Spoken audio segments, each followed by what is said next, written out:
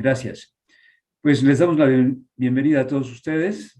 Nos da un gran gusto, sobre todo, recibir personas que desde Nueva York se han conectado. Ramón Abajo, nuestro amigo Ramón, Luz, María también. Muchas gracias por estar con nosotros.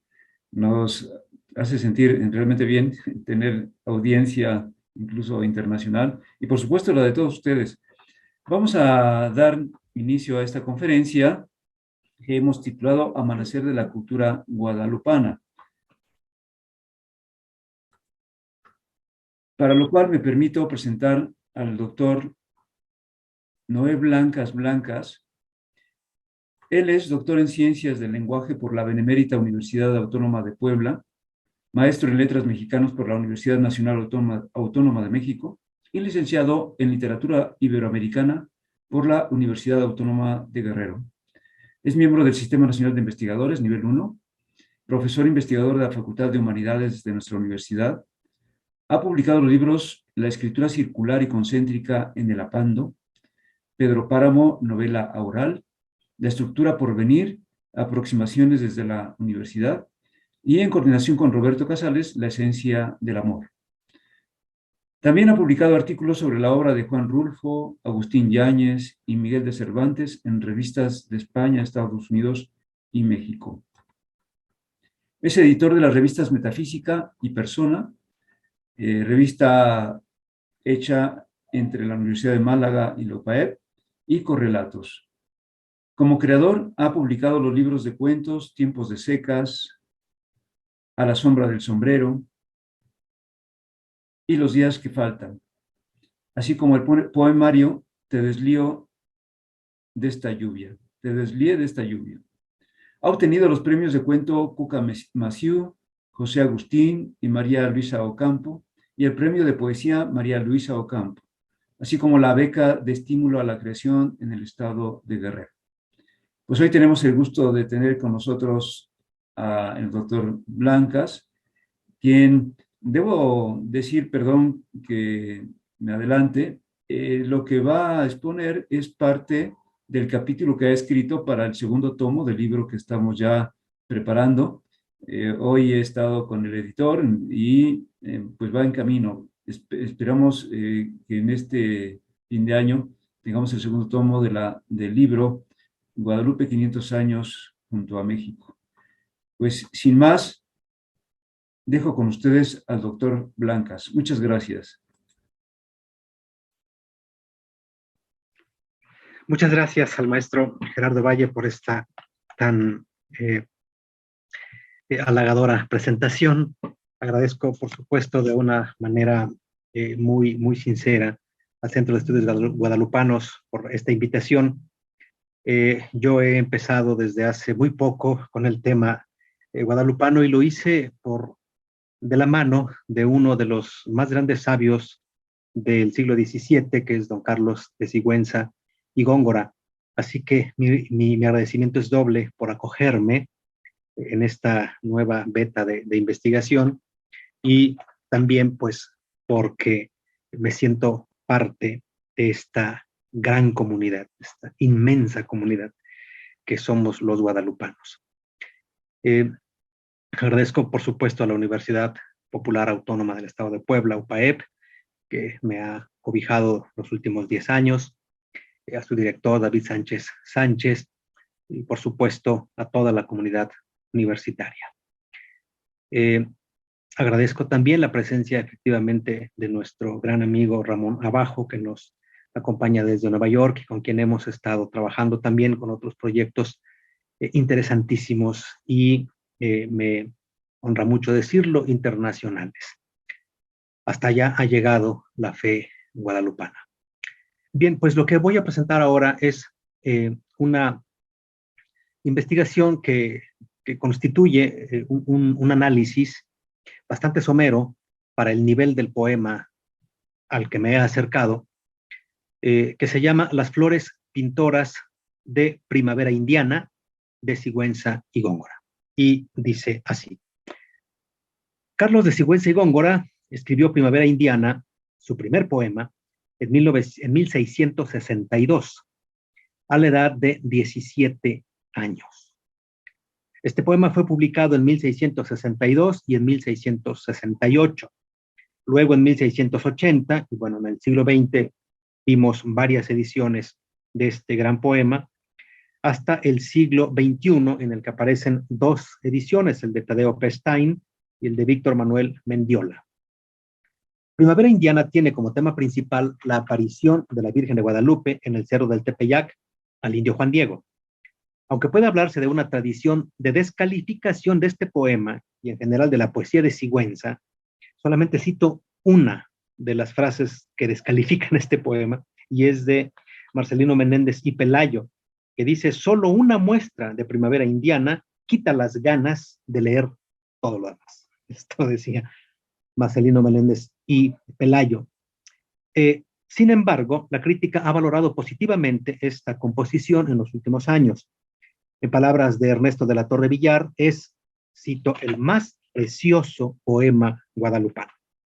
Savart de Rivers lo considera su obra poética más ambiciosa, mientras que Víctor Manuel Mendiola resalta la apertura genérica porque constituye, dice, una pieza poética, una escritura religiosa y un testimonio histórico.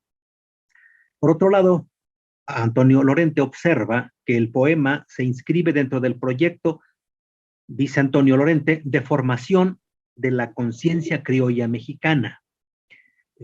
Efectivamente, insisto, es Lorente quien dice, en este poema de filiación culterana, Sigüenza sanciona la tradición aparicionista de la Virgen de Guadalupe para resaltar la especial distinción con que favorece a México y subrayar el carácter providencial de su aparición en el desarrollo de la religiosidad mexicana.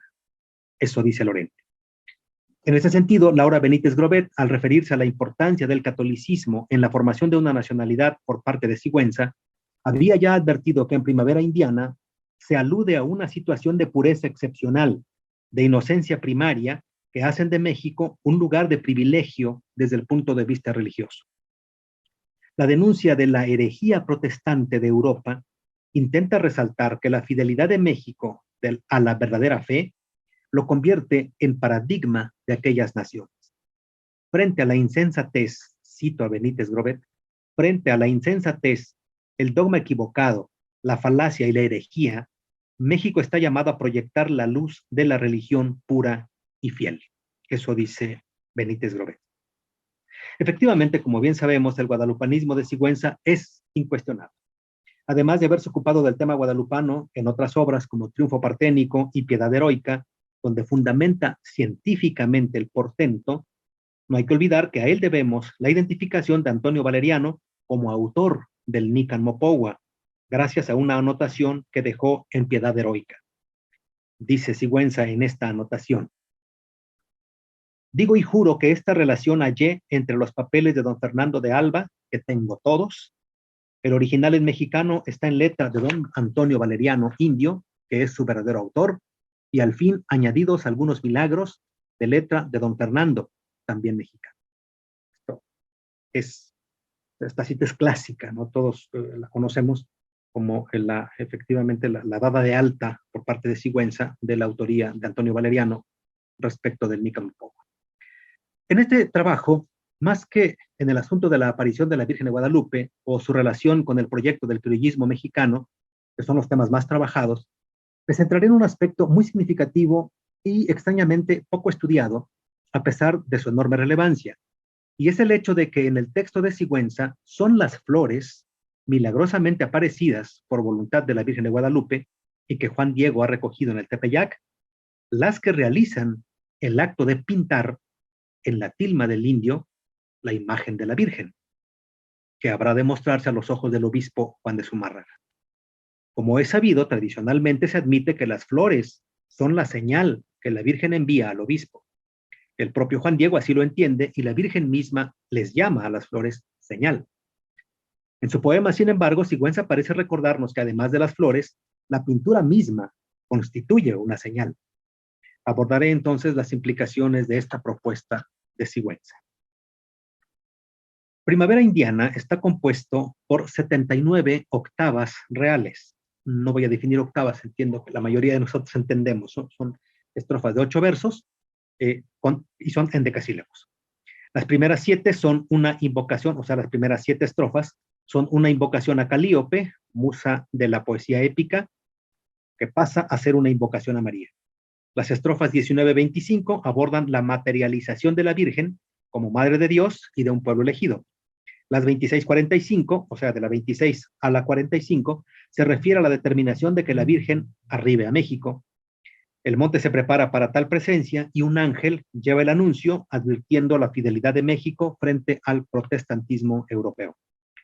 En las estrofas 46-59 se da cuenta del relato de la aparición, que es nuestro centro de atención, y las estrofas 60-77 constituyen una descripción de dicha imagen, mientras que las 78-79 despiden el poema.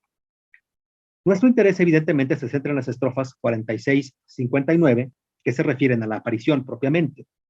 La Virgen se aparece ante el indio Juan Diego, le da un mensaje para el obispo, que se le construya un templo, un ara sagrada, dice Sigüenza, en el cerro del Tepeyac.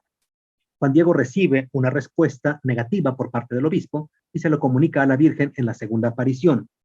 Entonces ella le pide volver y en esta ocasión el obispo solicita una prueba de la autenticidad del mensaje.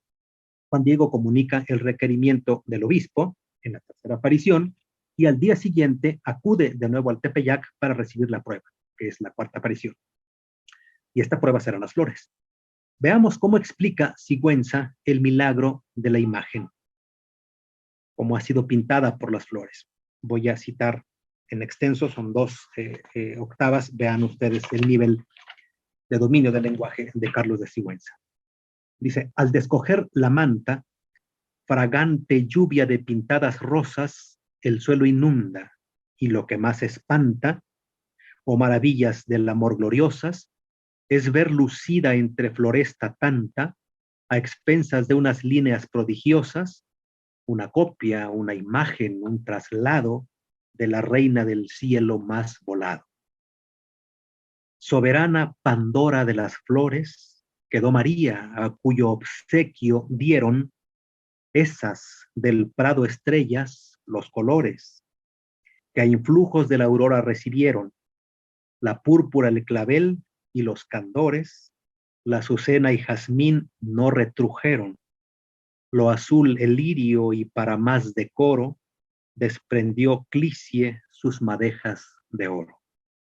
Insisto, estas son las estrofas 57-58. La propuesta de Sigüenza es clara. Las flores, las mismas que la Virgen de Guadalupe ha hecho florecer en el Tepeyac, las que Juan Diego ha depositado en su tilma y que ella ha tocado con sus manos, habrán de realizar la pintura. Cada una de esas estrellas del prado, como las llama Sigüenza, ofrece su tributo de color a la pintura. Da la púrpura, el clavel, los candores, la azucena y jazmín, lo azul, el lirio, y Clicie, sus madejas de oro. Mientras que la humilde violeta y la rosa, reina del prado, dan feudo, dice, feudo fue al vestido. Veamos la paráfrasis para entender un poco mejor este intrincado poema de Sigüenza. Veamos la paráfrasis que de estas estrofas ofrece Tadeo Stein.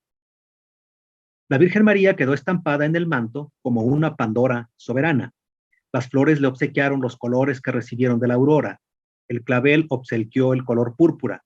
La azucena y el jazmín no guardaron sus colores blancos. El lirio obsequió el azul. Y para más decoro, el heliotropo desprendió sus hilos amarillos.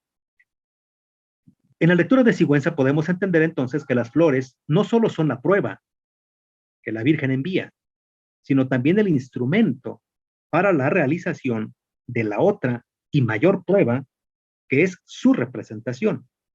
Ellas son el pincel de su imagen.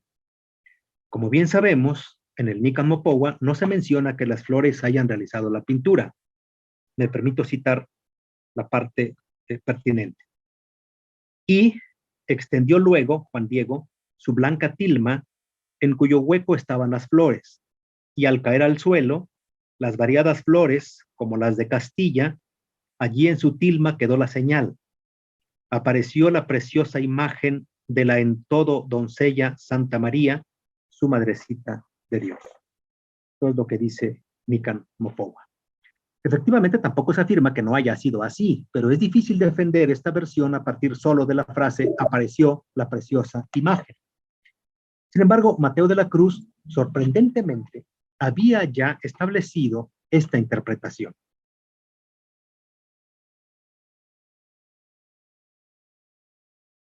Entró Juan Diego con las, dice, estoy citando a Mateo de la Cruz, entró Juan Diego con las flores en el palacio del señor obispo. Descubrió la manta para presentar al venturoso obispo el regalo del cielo y vio en ella un vergel abreviado de flores que, cayéndose todas de la manta, dejaron pintada en ella la imagen de la Santísima María, Madre de Dios. Creo que se entiende la interpretación de Mateo de la Cruz. Dice, las flores dejaron pintada en la tilma la imagen de la Santísima Madre de Dios.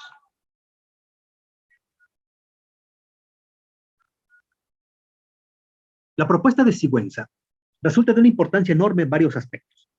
En primer término, respecto de la función que cumplen tanto las flores como la imagen de la Virgen dentro del relato guadalupano. Se trata de una función duplicada. Ahora explico a qué me refiero. En la primera aparición, la Virgen le entrega a Juan Diego un mensaje para el obispo de Juan de Zumárraga. Dado que este mensaje no es recibido o se recibe como falto de probidad, por considerar Zumárraga que Juan Diego no era digno de crédito, en todo caso la comunicación se ve frustrada. La Virgen entonces envía las flores como prueba de que Juan Diego es verdaderamente portador del mensaje de ella y de que ella es verdaderamente la madre de Jesús.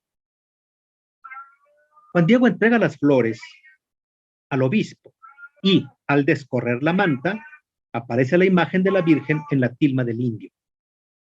Zumárraga recibe entonces, en primer lugar, el mensaje de Juan Diego. En segundo lugar, la prueba que él ha exigido, las flores. Y en tercer lugar, una representación de la Virgen de Guadalupe. Si bien se ve, las flores serían una señal o prueba suficiente. ¿Por qué entonces estampar su imagen en la tilma de Juan Diego? Este elemento resulta aparentemente redundante. El obispo había exigido una prueba. Es cierto que él no establece qué tipo de prueba. No lo hace, por ejemplo, en la versión del Nican Mopowa. Esto dice el Nican Mopowa. Dijo el obispo que no solo por la palabra, la petición de él, Juan Diego, se hará, se cumplirá lo que pidió. Todavía se necesitaba alguna señal para que bien pudiera ser creído, como a él lo enviaba como mensajero la noble señora celeste. ¿Entiende? El obispo pidió una señal. Juan Diego, seguro de que la Virgen le dará cualquier cosa que se le pida, solicita una precisión. Dice Juan Diego, esto es interesante, lo que registra Nican Mopowa, que dice Juan Diego, mira cuál será la señal que tú pides. Lo que quieras. Mira cuál será la señal que tú pides. Pero el obispo no hace ninguna precisión. Ante el aplomo del indio, simplemente lo despide. Al dar cuenta Juan Diego a la Virgen de la solicitud, refiere sencillamente que le llevará su señal, su testimonio, para que él le crea. No se habla, pues, del tipo de prueba. Sin embargo, resulta comprensible que el obispo no exigiría de ninguna manera ver a la Virgen, en el entendido de que un hombre de fe no podría poner como condición ver para creer. Como bien se ve, en el poema de Sigüenza la imagen tampoco es requerida. Esta circunstancia, como es fácil inferir, revela con mayor certeza su importancia. Por otra parte, si bien las rosas constituyen un milagro en sí mismo, es sabido que no era posible que existieran en el cerro del Tepeyac, aún más portentoso es el milagro de la representación en la tilma del indio.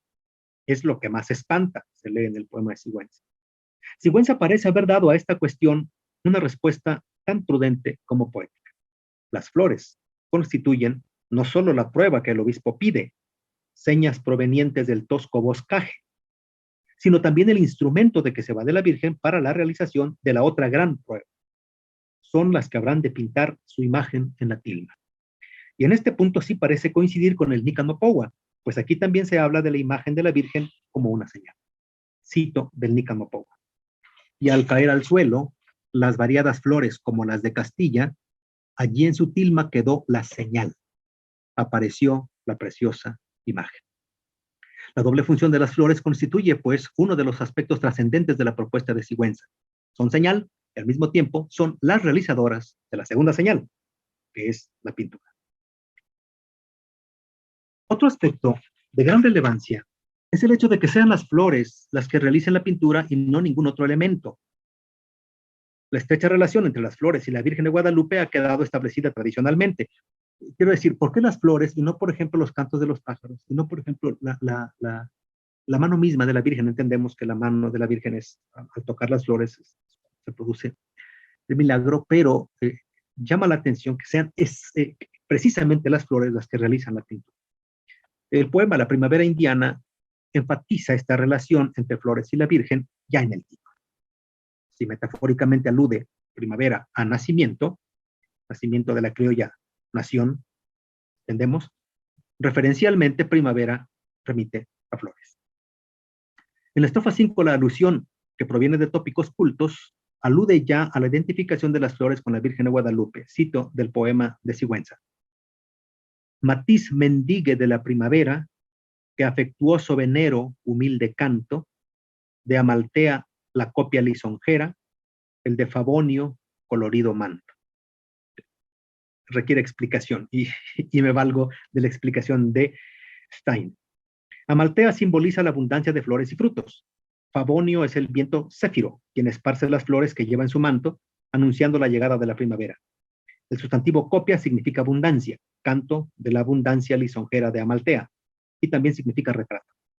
Canto el retrato de Amaltea, es decir, la imagen de Guadalupe. En este orden, el manto de Favonio remite al ayate de Juan Diego, quien al abrirlo esparce las flores que cortará en el cerro, anunciando así la primavera indiana. En suma, el poema alude veladamente al tema de su canto, el retrato de la Virgen que está en el manto de Juan Diego. En las estrofas 8 y 9, esta relación se acentúa al advertir que el tiempo en que ocurre el milagro es el invierno, y por lo tanto no hay flores. Dice el poema, clamorea, lánguida clicie el fugitivo amante. Pero la presencia de la Virgen hará posible, como se lee en la estrofa 9, que en invierno el Tepeyac produzca flores. Dice el poema, vegetó sin influjos de sus giros, flores la tierra, envidia a sus zafiros. Lo cual solo puede ser posible porque éstas, con su pureza, cumplirán una divina función, anunciar la aparición de la Virgen. No solo el invierno hace imposible la presencia de las flores en el Tepeyac, sino la propia condición estéril de la tierra del Tepeyac. En las estrofas 11 y 18, en las que se desarrolla el argumento del poema, se describe el cerro como un desierto. Dice el poema, monte breve que niega flores, más adelante, y aquí yace llorada de cigarras, flore difunta en tumba de pizarras.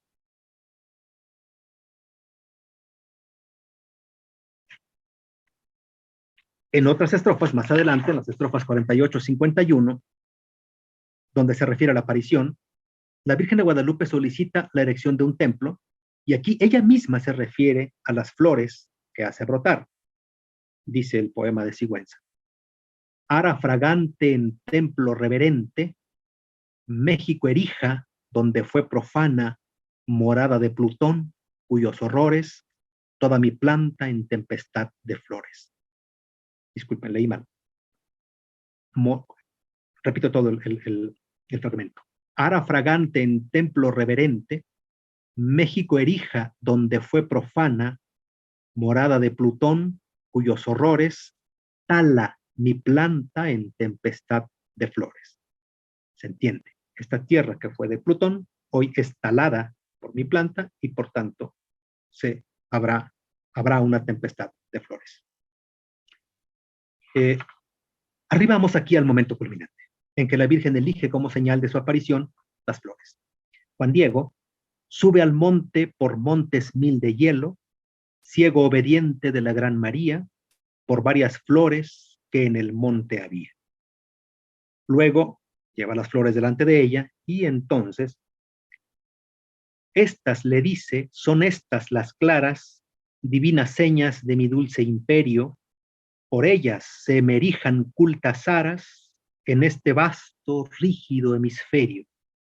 No hagas patente a las profanas caras tan prodigioso, plácido misterio.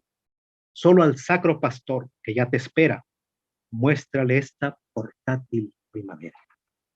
Para este momento es ya evidente la identificación entre la Virgen y las flores, que más adelante se vuelve explícita. No hay que olvidar, por otro lado, la noción de rosa sin espinas que el propio Sigüenza configura en otros varios textos para referirse a la Virgen, limpia de pecado original, después del parto, la Virgen no tocada por las espinas. Voy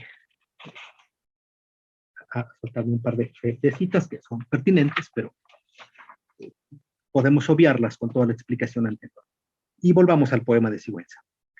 La Virgen entonces envía como señal las flores porque se identifica con ellas. Ella misma es una flor. Ella es la primavera de la nación mexicana. Vale la pena recordar en este punto el significado que la flor tenía en la concepción prehispánica.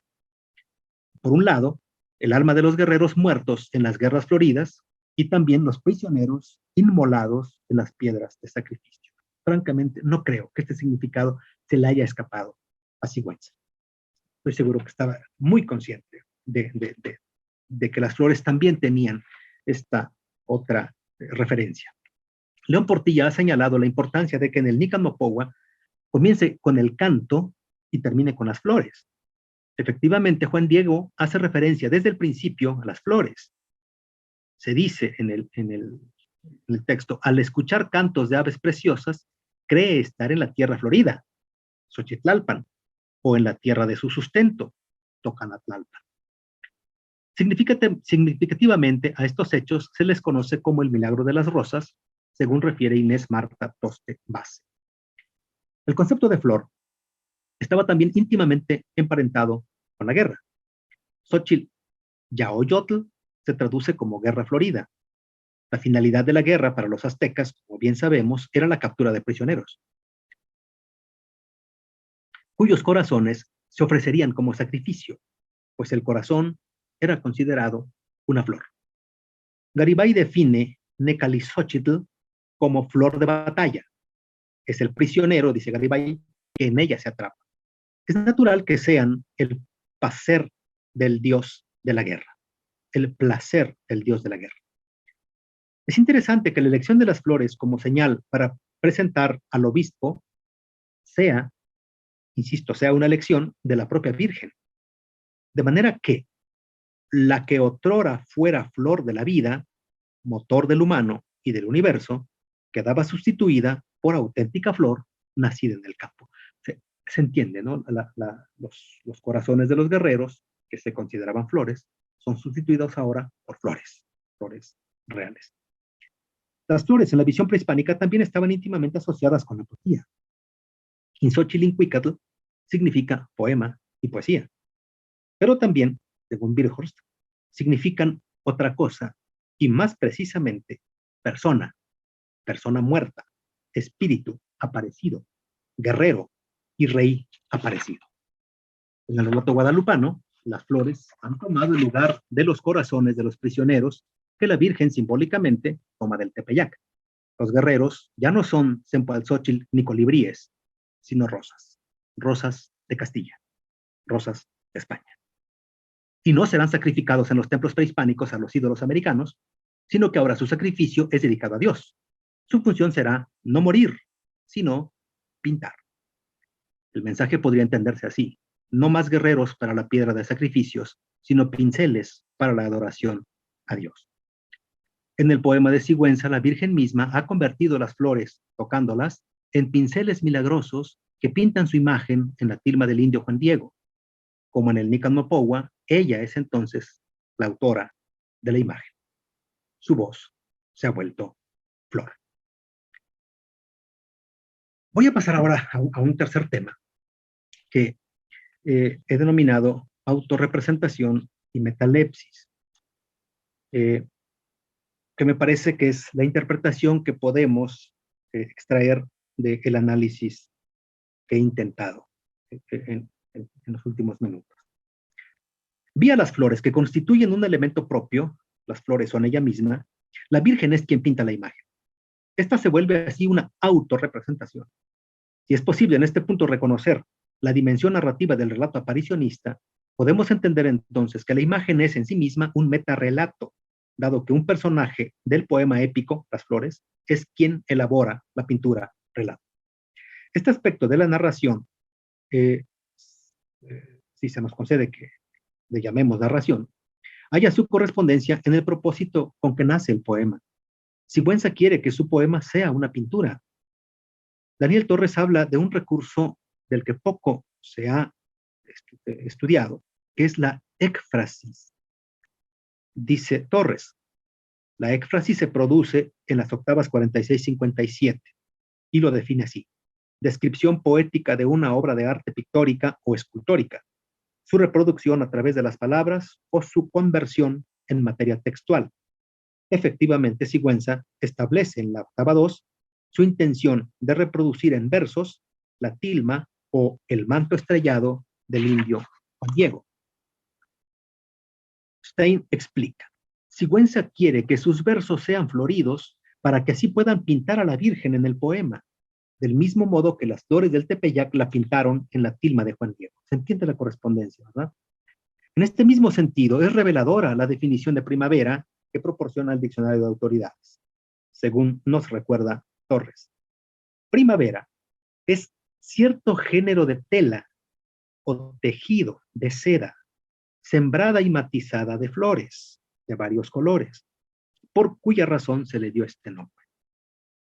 El mismo diccionario de autoridades define indiano como cosa perteneciente a Indias, usado regularmente como sustantivo. Se toma por el sujeto que ha estado en las Indias y después vuelve a España. Se llama también el muy rico y poderoso. De lo cual concluye Torres. La tosca tilma a la que se refiere el hablante lírico en el poema sería pues esa idea de María de Guadalupe que se ha plasmado e inscrito como manto estrellado de flores en el tejido o tela de seda que se americaniza al calificarse de indiana. Por otro lado, una de las implicaciones más interesantes de esta lectura es que así el lector queda íntimamente involucrado. Hemos observado que la pintura constituye un metarrelato. En tanto lectores, somos también espectadores de la pintura. En este sentido, evidentemente, el relato nos ha alcanzado y nos ha arropado. Somos partícipes del relato. Y no del todo metafóricamente, somos personajes. Podríamos decir personajes anunciados de ese relato. El mismo sentido se advierte si recordamos que el primer espectador, el obispo, forma parte de nuestro propio mundo, que nos holgamos en llamar real. Todo esto gracias a que la pintura se ha quedado entre nosotros. Una pintura, siguiendo la propuesta de Sigüenza, realizada por la propia Virgen a través de las flores en el nivel del metarrelato. El contemplar la pintura nos introduce en ese relato divino. La figura que aquí se nos presenta es bastante conocida, se llama metalepsis. La definición de Janet es clásica. Dice, lo más sorprendente de la metalepsis radica en esa hipótesis inaceptable e insistente de que lo extradiegético tal vez sea ya diegético y de que el narrador y sus narratarios, es decir, ustedes y yo, tal vez pertenezcamos aún a algún relato, en este caso al relato guadalupano. Este mínimo análisis del texto de Sigüenza permite ver un sentido más profundo del hecho de que sean las flores que Juan Diego entrega al obispo Fray Juan de Zumárraga las que realizan el milagro de la pintura. Mediante este recurso, Sigüenza consigue no solo pintar con sus versos la imagen de la Virgen, sino también involucrar al lector en el relato. Cierro mi presentación con este par de párrafos. Creo que vale la pena observar los elementos aquí estudiados a la luz de un aspecto formal del poema de Sigüenza, bien identificado, pero siempre identificado como ajeno a lo que yo he venido aquí exponiendo. Se trata de la vena épica del poema. La épica es, a mi modo de ver, uno de los géneros que por antonomasia involucran al lector dentro del relato que transmite. Asimismo, el género está íntimamente relacionado con la fundación de un pueblo.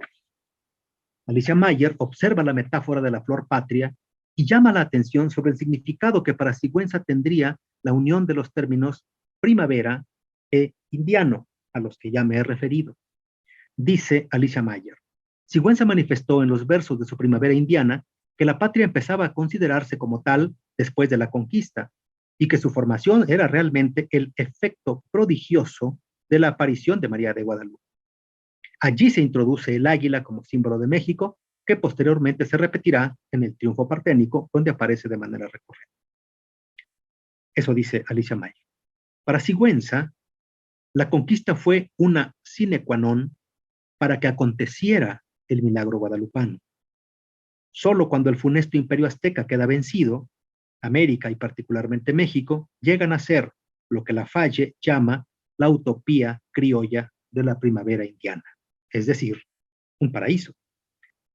Me parece evidente la correspondencia entre esta metáfora Flor México y la propuesta de Sigüenza de que solo las flores no ultrajadas por la villana espina sean las elegidas para materializar ambos milagros, el de hacer visible el mensaje y la imagen de la Virgen de Guadalupe y el milagro del nacimiento de una nación.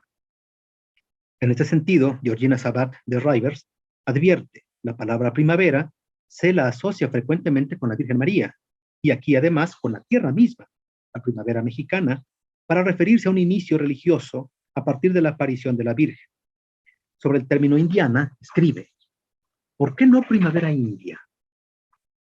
La palabra indiana era de uso poco común en América, no así en España, que significaba y aún significa español que había vivido en Hispanoamérica. No puede pensarse tampoco que Sigüenza relacionara indiana con la palabra indias que acuñó Colón, ya que está claro que está claro en este poema que el autor no se refiere a América, sino a México. Y concluye Sabat de Rivers. Así pues, primavera se refiere a la Virgen y al florecimiento de México con motivo de su aparición. Florecimiento que se otorga como premio a una nación escogida por sus méritos. Indiana se aplica, como vemos, a la Virgen mestiza y también a la tierra mexicana. De este modo, Sigüenza, letrado de la urbe virreinal, relaciona su poema con lo indio desde una perspectiva criolla. Ahí termina Sabat de Rivers. Este contraste puede verse también en las nociones de Rosa Mexicana, como nombra Sigüenza a la Virgen de Guadalupe mexicana, y Rosa de Castilla, que es como denomina Sor Juana Inés de la Cruz, a la Guadalupe de Extremadura, en su soneto La compuesta de flores maravilla. Así, la correspondencia entre las flores pintoras y la construcción de un metarrelato que involucra íntimamente al lector y el género épico como relato fundacional queda clara. Primavera Indiana constituye una épica mexicana en su forma, en su tema y en su intención. Poema en octavas reales, heroína que pertenece al mundo divino, fundación, por esta misma heroína, de una nación que llega a convertirse en vergel luego de haber sido un risco quemado por un dios pagano, una nación, por lo demás, criolla. Asimismo, en tanto épica, Primavera Indiana convierte al lector en un partícipe del relato, el cual no es otro que la autorrepresentación de la Virgen de Guadalupe. Nos vuelve partícipes del milagro. Muchas gracias.